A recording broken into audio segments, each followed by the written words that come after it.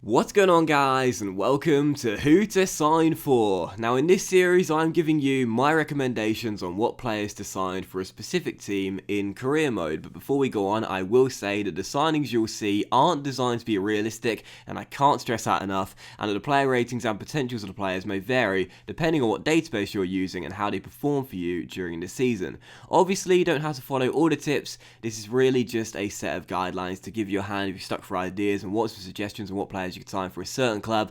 This is mainly aimed at those who are out there who may be new to the game and just need a little bit of advice, or for those who are out there who just want a few recommendations of what players to sign for a team that you may be using in career mode this year. So in today's episode of Who to Sign For, guys, we are going to take a look at Manuel Pellegrini's West Ham. Yes, the Irons playing at London Stadium, of course, formerly of Upton Park, and West Ham right now, who are in the Premier League prior to their game against Arsenal tonight as I'm recording, are only a couple of places and a couple of points above the relegation zone. It has been a pretty tough season for West Ham. Their fans are always very expectant going into a new year. It has been a tough one so far, but after two big wins in their last two games against Wolves and Chelsea, perhaps things are on the mend for the Irons. So coming to today's episode, let's take a look at the budget and the team of West Ham. As you can see, they start off with a budget around £48.5 million. However, as I always say, you get given a generous wage budget in your first season in career mode. So with wage budget alteration, you can bump that up to around £55 to £57 million. So already, you've got like £8-9 million extra in your budget compared to the initial budget you start off with due to the very generous wage budget. Now, as their expectations in the first season, West Ham are a 4-star team, and their expectations are incredibly easy, I must be honest here. The board don't expect much in the first season whatsoever. All you got to do is finish in mid-table and reach the last 16 of the FA Cup. Now with this 4-star team, that is more than doable in the first season. In fact, if you were to fail that in the first season, I'd have to say that is a massive failure. This is a very, very decent team, 4-star with some decent young talent as well. None better than Declan Rice, of course, the holding mid. They can also play centre-back as well. They've got some decent young players, and there's some really good players as well in Haller, the striker, Felipe Anderson on the left. I really like Yarmolenko. Lanzini is there as well. So it's a decent 4-star team. There's some decent young talent, and again with a big budget and very generous objectives as well. I would say if you were looking for quite a relaxed career mode, not a challenging one, West Ham are probably the team to use. You know, the expectations are very, very easy. The transfer budget is generous, and the team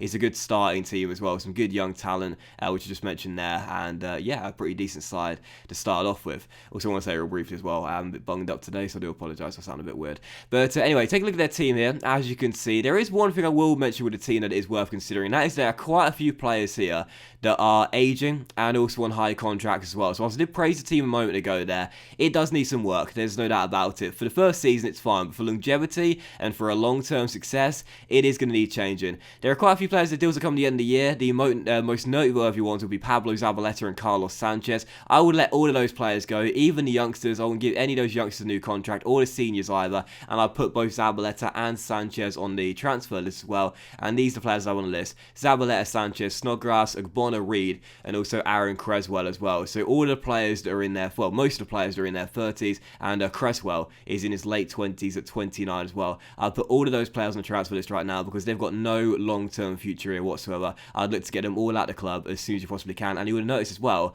they're all on very high contracts. All of those players there are on wages which, quite frankly, for their ability and their age, they simply do not justify. So all those players there should be getting put on the transfer list. Now, we started off by selling Angelo Ogbonna with West Ham to Everton. I think that was for £7.5 million. And with Snodgrass as well, as you can see, we sold him for around I think it was £7.25 million to Frankfurt, or it might be Lyon actually we sold him to for £7.25 million. My opinion really is that when you get bids for these sort of players here, they're on the transfer list in the first season, they're in their 30s or their late 20s, and they're on high contracts as well. I always recommend accepting basically anything around the valuation you can get for them. Right now, Snodgrass valued at £6 million. We're able to get over the valuation for him, but let's just say we could only negotiate at 5.5 or £5 million. I would still recommend selling him, even though it's under the market valuation, because what you've got to remember is that these players are going to start decreasing in ability right from the first season, as EA always downgrade players when they start hitting their early 30s. They're going to start to get worse right from the first season, and therefore their market valuation is also going to drop as well. So if you didn't sell him in the first season because you couldn't get a valuation bid, in the second season he might be under the the bid you had in the first season, even if it was under the valuation. So if you can get anything around the valuation for these players, I recommend cashing in straight away, especially as well if they are on high contracts as well, because they certainly don't justify those salaries. So we sold Snodgrass for 7.25 million to Lyon. I think we sold a Bonner to Everton for 7.5 mil, and we'll see Winston Reid's transfer to Buenos Aires does go through as well. I think that was 6.5 million pounds too. So whilst those bids were over the valuation, if you guys couldn't negotiate over valuation deals, I'd still let them go if they're close to bids of transfer market valuation. So as for new signings with West Ham, once you've sold those senior players there and look to raise your transfer budget to around 60 to 65 million pounds, my recommendation for West Ham signings would be improving the backline. Now you're going to score goals in the first season. Goals will not be a problem. Haller up top is a very nicely rated striker, still grows a couple of ratings, and he's going to get you at least 15 goals a season. Felipe Anderson on the left hand side is very, very good indeed. 84 rate, he's going to create goals and he's going to score them himself. So goals won't be a problem. Yarmolenko, Lanzini will also contribute too. Goals won't be a problem, but keeping them out is going to be the problem in the first season. So my recommendation is to improve that backline and look to bring in 3 new signings to the first 11 straight away. And my number one recommendation for a new centre-back would be this guy right here, Joe Gomez of Liverpool. Now he's going to probably cost you around mid 20 million pounds, so around 25, 26 million, which is what we agreed, 26 million pounds for him. But this guy is my number one target for West Ham career mode. Not only is he English, and of course it's really nice to sign players that come from the same nation as the club, but also he's only 22 years old, he's 80 rated, so already at just 22 he becomes your best centre-back in your team, and this guy's got 88 potential as well, so he grows really nicely in career mode. He can also slide over to the right back role as well, which is good for versatility. He's got some great stats, he's 6'2", he's a quick centre-back. In fact, sprint speed is his highest stat at 85, so if you play a high line with your team, he's going to be able to track back and keep up with the opposition strikers and manage to catch up to them. So Gomez, definitely my number one target for a West Ham career mode to improve that centre-back role. I'll play him alongside Diop in the centre-back position. Those two as a partnership for years to come would be very, very solid indeed. So Joe Gomez, definitely my number one target for a West Ham career mode. And really that is the focus in your first summer transfer window. Again, goals are not going to be a problem for you in the first season. You'll score plenty, but keeping them out is going to be the problem. So if you can improve that back line, bring in a new centre-back and also improve those fullbacks as well, that is my number one suggestion. So Gomez came in. We tried to sell Aaron Creswell to 2 Portuguese sides, both Benfica and Porto, but sadly, as you'll see throughout the course of this episode, spoilers, unfortunately both of those deals fall through as Creswell wouldn't negotiate a new contract. We did get a bid for Ryan Fredericks here. Now you might notice I didn't put Fredericks on the transfer list initially as he's only 26 years old and 75 rated, but we got a decent bid here from Fenerbahce, my mistake, Fenerbahce, of £9 million, and we managed to sell him to, was it Sociedad or Fenerbahce? Went to, it might be Sociedad actually, but around £9 million. Now Fredericks is pretty decent at 75 rated, but again, what you want to do in the first season with West Ham with that back line is make it both younger and better, and 26 is not old at all. I wish I was still 26, just turned 27, but you know, 26 is not old at all. You can still get someone a bit younger and also someone better as well. So younger and better, that's the criteria for the first season when improving that back line. So when the bid came in there for Fredericks, I didn't have him on the transfer list as I was trying to sell Zabaleta instead, but as he was going to retire come the end of the season, no bids were coming in. So you definitely want to sell one of Zabaleta or Fredericks, preferably Pablo Zabaleta, the aging Argentine. But if Zabaleta is going to retire in the first season, you won't be able to push him out the door on a transfer. So if you can sell Fredericks instead, that's not a bad idea. So we sold Fredericks for £9 million. As you'll see, Creswell, we had this bid here from Porto. This fell through just like the Benfica one, unfortunately. So Creswell rejected both of those bids here. But for the replacement for Ryan Fredericks, oh no, it's 8.75 mil. Well, anyway, around 9 million, 8.75 mil. After the sale of Fredericks, as you'll see in just a moment's time, we go in for a new starting right back to replace the 26-year-old. And my number one target for a new starting right back with West Ham, this is where I said earlier about signings not designed to be realistic. This is exactly what I meant. Hector Bellerin of Arsenal, and Yusuf Attal was my other target. Unfortunately, I couldn't get him as Nice wouldn't let him go as he was too important to the club. Attal would be my original first choice, but unfortunately we couldn't get him in this save because they didn't have enough depth for the position. Attal is unbelievable in this game, by the way, guys. If you can get Yusuf Attal instead. This guy's got like 86, 87 potential, 5-star weak foot, 4-star skill moves. He's incredible, man. But Hector Bellerin would be my second first choice, if you will. And Bellerin has got some fantastic stats, and as we know, this guy is absolutely rapid. Now, he's 24 years old, so he's 2 years younger than than Ryan Fredericks, but he's 4 ratings higher than Fredericks to begin with. So not only are you signing a younger player, but you're signing a better player as well. Now, you're probably spending, just like with Joe Gomez, around £25 to £26 million to get him in. Our deal was £24 million, I think, for Hector Bellerin, plus a 10% sell-on clause as well. So that is around £9 million over his current transfer market valuation. As we know in real life, Bellerin's worth much more than that. But even though this guy will cost you, quite a decent amount of money, that's around half your starting transfer budget there, £24 million. This guy's got some fantastic stats. And at 24 years old, he's going to get better than the 80 rating he's got right now. His potential is 85. In contrast, Ryan Fredericks, despite being just 2 years older, only has 1 rating for his potential increase, which is to 76 overall. So Fredericks couldn't even get as good as Bellerin is right now. So you're getting a player that's better, and you're getting a player that's younger. Hector Bellerin is rapid. His key stats there: acceleration 94, sprint speed 90. He's also got 80 for slide tackle as well. And this guy can offer you something when going forward with that pace and the high attacking work rate as well. He's got a decent crossing stat too. The only red flag really on Bellerin is the low defensive work rate, but of course you can adjust player mentalities and the tactics if you wish to do so. But either way, if you can't get use of a towel like I couldn't do so, Hector Bellerin should be your second first choice, if you will, and he will be a great improvement on what you've got right now. Both Pablo Zabaleta and Ryan Fredericks in the mid-70s, Bellerin is 80 overall, so already you've improved that back line and you've made it younger with the signings of Gomez and Bellerin. They're not realistic, but they sure are good value for money deals and definitely worth picking up. With Bellerin hitting 85 potential in the future as well, he'll become one of the best right backs in Europe. And so after that signing there and confirmation that sadly Creswell did once again reject a move to Portugal, we did decide to go in for yet another new signing, and once again for that back four as well. And it's this guy right here, the player that I'll probably recommend in, I would say, 90% of my Who to Sign For episodes this year. Ben Chilwell of Leicester City. As you guys know, I'm a massive fan of this kid in real life. He's a really prime young English talent. And because we couldn't sell Aaron Creswell, my decision in the end was to swap him to the King Power Stadium, give him to Leicester for free, and negotiate a deal with Leicester for Ben Chilwell. Now, I didn't really want to do that. What I wanted to do initially was just sell Aaron Creswell and then bring Ben Chilwell in for a flat transfer fee. Because we couldn't sell Creswell, it was just best to swap him out of the club. Now, you got Masuaku, who is the same overall as Creswell right now, but as he's a few years younger, he also has 79 potential, whereas Creswell at 29, he won't grow at all. He'll stay at 76, and all he'll do is get worse. So with that in mind, you've got to get rid of one of Creswell or Masuaku if you are to bring in a better starting left back, which I'll definitely recommend.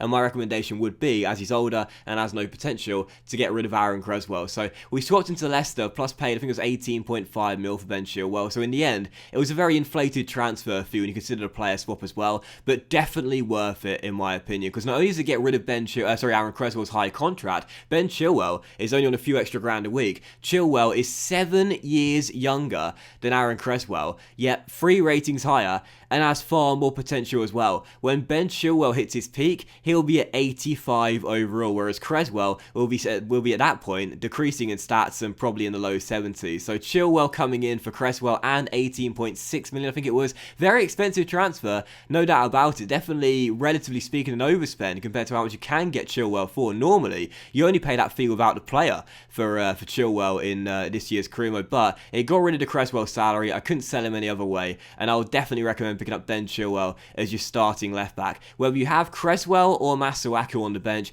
that's up to you, but my recommendation would be Masuaku, who's a few years younger, the same overall as Creswell, and has 3 for potential as well, and can reach 79 overall. But Chilwell coming in, I'm such a huge fan of the guy, and again, in career mode this year, he's one of the best left backs you can buy in terms of value for money deal. He'll only cost you around 18 to 19 million. He starts with 79 overall. He's got high work rates, 87 stamina, really good stats both on the offensive end and on the defensive end as well. And with 85 potential, there's very little downside to Ben Chilwell in this year's career mode. So after that signing, we rejected that bid for Antonio there. You can sell Antonio in the first team if you wish to do so, but I personally recommend to keep him because he can play as a backup striker and of course on the right side of midfield as well. And after that, as you can see, we got some money for the season ticket sales. We had around 20 to £20.5 million remaining in our budget after all of these sales, getting rid of those older players and also signing a few players as well. I would recommend a new central midfielder with the rest of the cash you've got with West Ham at the end of the summer transfer window. I've got 3 names here that I think will be fantastic for you as holding midfielders and players that have got high defensive work rates. Sander Berge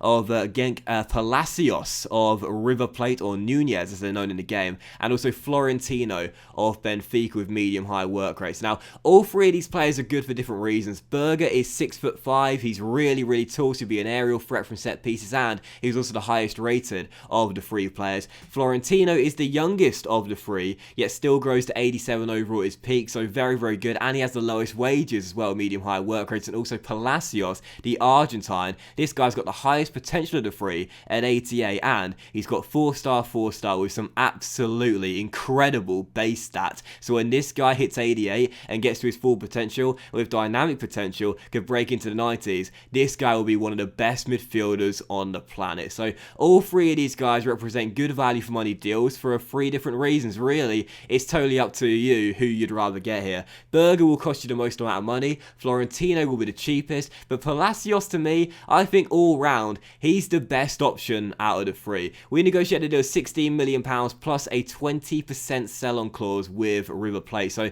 it's a big sell-on clause for the guy, and a decent amount of money to give up as well. But at just 20 years old and already 78 rated, when you look at the guy's stats, I mean, he's got some absolutely phenomenal base stats with high work rates and stamina. I think it's 87 as well, so he'll bomb up and down the pitch all game long. He's a distance specialist, he can shoot from range, he's got good shot power, good long shot rating, he's comfortable on the ball, he can defend, he's very good when going forward as well, and you can play him on the right side of midfield. To me, my recommendation out of the 3 would be Palacios. Any of the 3 will be great, but Palacios, in my opinion, should be your primary target out of the 3. So we gave him a contract, he accepted it, a 5-year deal, and as Palacios comes in for 16.3 mil, the 20% sell-on clause was quite steep, but you'd have no plans to sell him in your West Ham team. Believe me, you would want to keep this guy here for the entire save. His stats really are absolutely fantastic. And again, these are his base stats at just 20 years old. When this guy hits his full potential, he will literally be the complete package and completely unstoppable as well. Again, he can play midfield,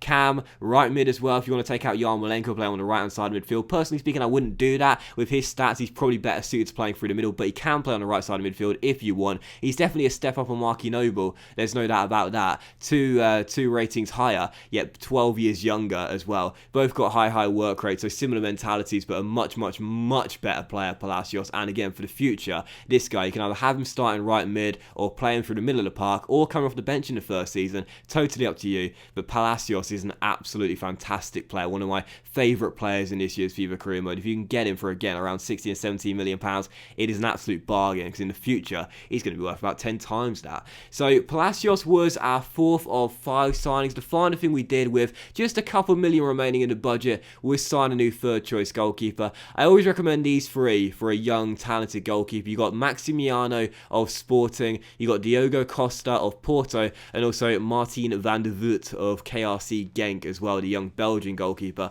All 3 of these young goalkeepers are 3 of the best in the game in terms of really cheap shot stoppers you can get for a very low fee, but have good potential as well. Maximiano is the highest rated at 74 overall in the current database with 84 potential, so he's the best of the 3. Diogo Costa's the middleman. He starts off 70 overall with 82 potential, or 83 potential, sorry, and Van der Voort, I believe, has 82 potential, but he's the lowest overall, around 65 overall. So it's up to you whether you want to splash the cash on a more expensive goalkeeper that's got better potential and better starting overall, or go for one a little bit cheaper, as this guy will be your 3rd/4th choice goalkeeper in the first season. I opted for Diogo Costa in the end. I think it was £2.5 million, which is his valuation. He'll be worth a lot more than 2.5 million in the future. And again, what you got to remember is, with West Ham this season, you've got 3 goalkeepers in their 30s, so you're going to want a young goalkeeper for the future. Costa meets that criteria, just 19 years old, with the 83 potential. He's not going to take out Lucas Fabianski in the first season, of course, but he's good enough for a 3rd choice, or perhaps on the bench to take out Roberto.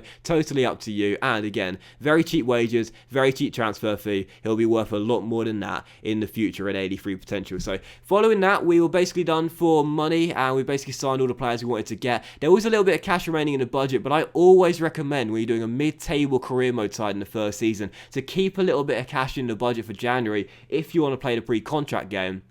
when you can then sign players on free transfers for next season. So always keep a little bit of cash in the budget. And in the end, as you can see in the summer window, as it came to a close here, we sold 5 players for around £32.2 million and signed 5 players for £87.4 million. So in total, we had a net loss of £55.2 million. Signing 5 players for almost £90 million. Very, very pricey, expensive first transfer window with this West Ham side. But when you look at the team, we did exactly what we wanted to do. We made it younger and we made it better. Bellerin coming in to replace Fredericks, Gomez coming in to replace Reed or Bonner, whichever one. Chilwell coming in to replace Creswell. You got Palacios on the bench to replace Mark Noble. It's a younger yet better team as well to begin with much higher potential as well. So very successful first transfer window. But the question was, would it be success on the pitch for West Ham? Would they finish in mid-table and reach the round of 16 in the FA Cup? Well, as you can see, as we simulate to the end of the season, it was a very successful first season for West Ham. We only just missed out on a Europa League spot on goal difference. So in the first season, only expected to finish in mid-table. Only goal difference separated us from Nuno's Wolves for that 7th and final Europa League spot. So we've got just 1 point, one extra point in that first season. We would have finished in 7th and would have had Europa League football at the London Stadium for season 2. But 8th place is mid-table. As you can see, we were comfortably in the top half of the table by like 20 points in the first season. A very successful Premier League campaign for West Ham. In the Carabao Cup, not so much. Obviously, this cup competition doesn't count towards your objectives, but I thought I'd show you what we did anyway. We were knocked out in the 3rd round on penalties away at Turf Moor against Burnley. And as for the FA Cup, of course, the board asked us to reach the the round of 16 even in the first season. And as you'll see, as Man City beat Spurs in the final, West Ham reached the quarterfinals. They were thrashed in the end by Jurgen Klopp's Liverpool by 5 goals to 1, but it doesn't matter. We still went 1 round further than the board asked us to, reaching the quarterfinals, going 1 step further than the round of 16 they asked for at the start of the campaign. So in the end, it was a highly successful first season for the West Ham fans in the first year, no doubt about it. Now, we spent big in the summer transfer window, almost £90 million on those 5 new players, but I've got to be honest here, they were great signings. They really were. They really improved this team right from the get-go, and of course, they're younger players who are looking better for the future as well. Bellerin with 85 potential, Gomez with 88 potential, Chilwell with 85 potential, 3 of your new back 4 with mid to high 80 potential right from the get-go, and being better than the players they replaced right from the first minute of arriving at West Ham. That's a brilliant new back 4 for you there, with Diop there too in his early 20s as well.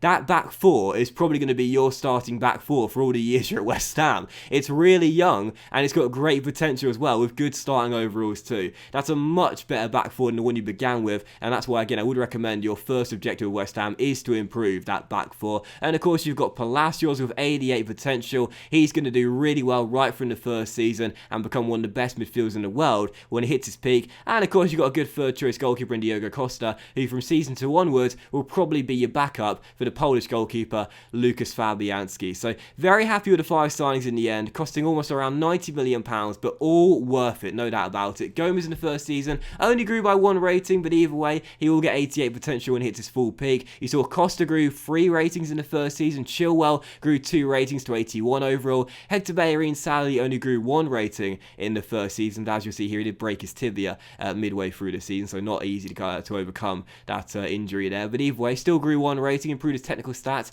and grew his market valuation as well. And as you'll see, Palacios also grew 3 ratings in the first season to 81 overall. I think it was 21 years old, already 81 rated, so he's already good enough to be in your first 11. He's already higher rated than Yarmolenko, so for the next season, if you want to play him on the right hand side with those stats, he might not be the quickest of wide midfielders, but he's certainly got the stamina to track back and help back with Bellerin with that low defensive work rate there. Palacios having a high defensive work rate and a high attacking work rate as well. Right side midfielder through the middle. Either way, get this guy in your first 11, at least in the second season, because the guy has got such great potential and amazing stats as well. So overall, very, very good first season for West Ham. And I'll be honest here, if you guys are looking for a fun, relaxed career mode, I would definitely recommend West Ham. It's not a challenging one. It's not a difficult one. The objectives are very easy. The budget is very generous. The team is pretty decent. And again, it's a fun one to push out those older players, bring in the younger players players. It's a nice team to rebuild